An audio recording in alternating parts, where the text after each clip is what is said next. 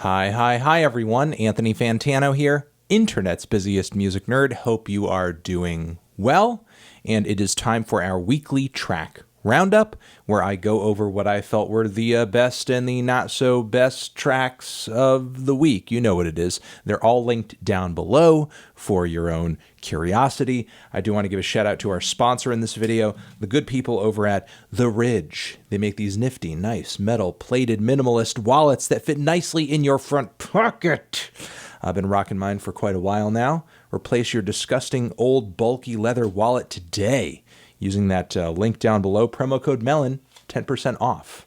Also down below is our Turntable Lab link and our Patreon page if you want to get some extra bonus monthly content from the channel and support what we do in the process. And let's get into the worst tracks of the week. We have a few. We have a couple. We have a handful. First, Sasuke, the new track from Lil Uzi Vert. It is terrible. Repetitive, mind-numbing, annoying, subpar beat, bad vocal mix, and Uzi is doing this awful like baby voice thing. I don't know what his deal is on this track, though. In his defense, Playboi Carti's newest track, Meh, did sound like a leftover from Uzi's recent project, Eternal Atake. So maybe Uzi is kind of, paying it forward with doing a baby voice track. So I don't know. Now that you guys have made mediocre versions of each other's music, can we just go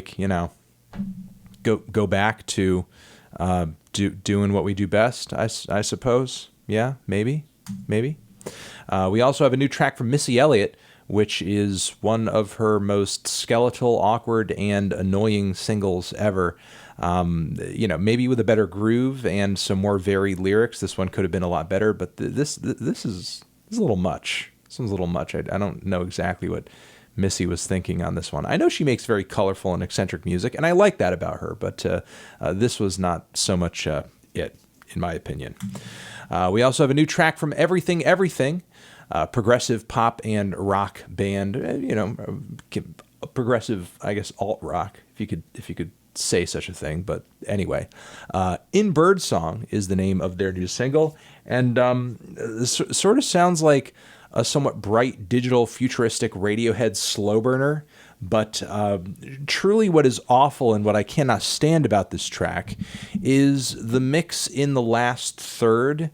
The instrumentation grows more and more dense as the track progresses, which in theory is fine. But during its loudest moments, the synths on this friggin' song are searing, like they are ear-piercing. They're deafening, like God. They crackle like a frickin' campfire.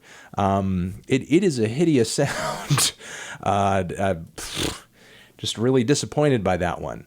That could have sounded a lot better, in my opinion. Moving on to the tracks that I thought were meh, not blowing me away, but still worth pointing out, still worth making note of. Pay attention. We have a new track over here from a metal outfit, a bit of a blackened death metal band by the name of Ulthar. Through the Downward Dynasties is the name of this track. It's got some gnarly-ass riffs, okay vocals, but, the performance is pretty raw and pretty energetic, so it's not a bad cut at 5 minutes. Packs a lot of punch within that span of time. Give it a try. We have also this new track from Kid Cudi and Travis Scott, The Scots. I reviewed this one over on the Fantano channel, full-length style, if you want to get more details and thoughts on this song. But generally, I wasn't too crazy about the lack of structure overall, lack of a strong hook, and I thought that it mostly just felt like a Travis Scott song with a Kid Cudi feature, not so much, like an evenly cut collaboration between the two. I think there's potential here, but I would love to hear more music from them in the future where it sounds like, there's a bit more of a Cudi slant to what's going on stylistically. Moving on from there, we have a new track from Isaiah Rashad, and it's okay. I mean, his flow and his delivery is pretty energetic and certainly ear-grabbing to an extent, but structurally the song's a mess, and I do not get the appeal of the more lo-fi sections of the track. It just kind of pulls a lot of the bass and guts out of the song and the instrumental, and it just sounds really thin and unappealing. I guess I just don't really get what he's trying to do aesthetically and sonically with this production and the different sounding sections of the track overall. It's like different portions of it were mixed in different ways, and some sections sound decent, other sections sound pretty unflattering. I just don't really see the appeal, I guess. Moving on from there, we have this track War Dance from the band No Age. It's a somewhat decent lo-fi rocker with some neat guitar passages here and there. We have also this new track from Mann Mann, which I think is one of their better cuts from this new album cycle. Certainly a great chorus on this one, and surprisingly, Rebecca Black is featured on the song. It's just kind of, a somewhat quiet background vocal and everything, but sort of cool that connection is there, I guess. Moving on from there, Lamb of God. Metalcore outfit Lamb of God is back with a brand new single. It is new, Colossal Hate. It's pretty heavy, riffy, hard-hitting, though Lamb of God I've always felt is a pretty meat and potatoes metalcore outfit. This is not really any different, but hey, if you love that tried and true Lamb of God, everything you need, nothing you don't type of sound, type of approach, you will most likely fuck with it. It's not bad. It just doesn't really stand out to me all that much. We have a new track over here from The Killers. This is one of a handful of songs this week that has a really strong 80s and new wave feel to it. I would say there's actually sort of a David Byrne-esque tension to the vocals at some points on this one too. While I think the vocal performance overall was fine and the tune was decent, it just felt a little bit too derivative. I feel like the Killers didn't really put their own spin on this one over here, Fire in Bone. We have also this track over here from none other than Kelly Lee Owens. It is titled Night. It is a pretty mystical piece of techno with a driving beat and I guess some dreamy vocals as well. I wish the vocals popped out just a little bit more. There was more intriguing structure to the whole thing, but the grooves toward the very, very, very end are fantastic. I love the way the beat progresses at that point. It has some high points, some low points. It lulls a bit too, but I'm still pretty interested to hear what Kelly is going to be bringing on the next full-length LP.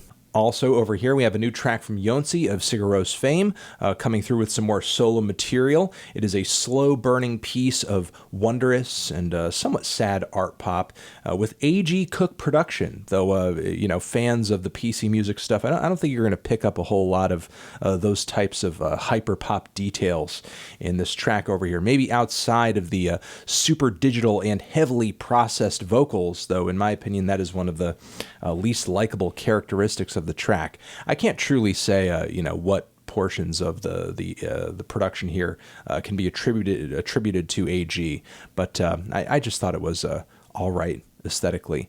Not one of the bolder works I think Jónsi has been a part of. We have also over here a new track from Jessie Ware. This is another cut this week that had a very distinctly 80s sound. This one had kind of a synth funk feel. The way the track sounded, it was almost like something that I don't know, like Prince would have written for another artist or one of his girl groups or something. It sort of felt that way stylistically. Outside of the instrumental sounding pretty derivative and a few of the lyrics here and there being a bit too basic, it's not a bad cut from Jessie. It's not too bad, especially if you're in a bit of a nostalgic mood. We have also over here a new track from Earl Sweatshirt featuring Maxo. It is a pretty well-structured song, for Earl anyway. Whole World is the title of it. I like some of the grim lyricism. The beat is not too bad either. The song overall reminded me a bit of Billy Woods, honestly. I'm sort of wondering, as a result of listening to this, if Earl fucks with his music at all. And if he doesn't, he absolutely should.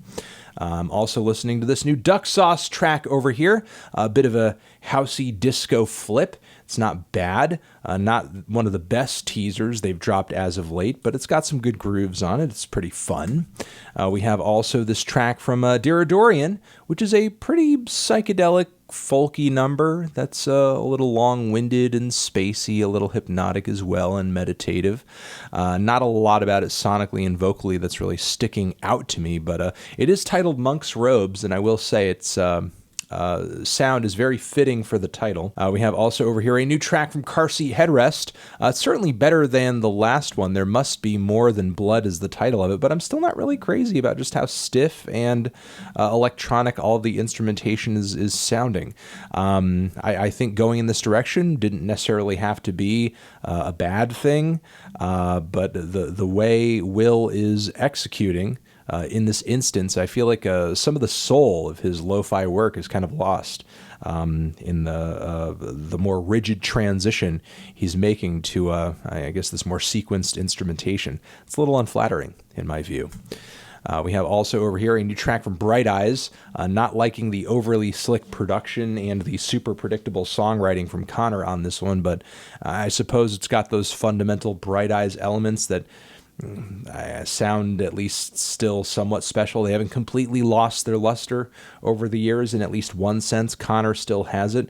I just feel like it's not really translating in this overly, I guess, agreeable instrumental palette. We have also this new track over here from Lil Baby. And, as you guys know, I didn't really care for his new LP, but it seems like we were getting a little bit of extra out of this album cycle. All In is the title of the song, and what I'm liking about this is that it's easily one of the most impassioned verses I think I've ever heard from Lil Baby. The way he goes off on this instrumental, he's really performing from the heart on this one, I'd say. It's actually pretty hard-hitting emotionally, how he goes all in on this song, essentially. I will say the instrumental is pretty average. It sort of begets the whole, I guess, emotional outburst type of delivery he's going for on this song. But still, it's still a high point for Lil Baby, I would say. We have also over here a new track from Ab Soul, who was also dropping some material this week, along with Isaiah Rashad. It's I'm not even going to try to say it. It's a freestyle. And, there are some questionable one-liners in it. Like what is he saying? Like milk the game or milk it for all it's worth, like mammary glands. Okay. All right. All right, man. But still, that quirky left field Ab-Soul energy is there. I like the transitions in the instrumental. The energy is great. It's been too fucking long, man. It's been too long since we have heard some decent Ab-Soul music, some freaking Ab-Soul music. So come on, man. Let's get it. Let's get an Ab-Soul album, a tape, a something going. Let's do it.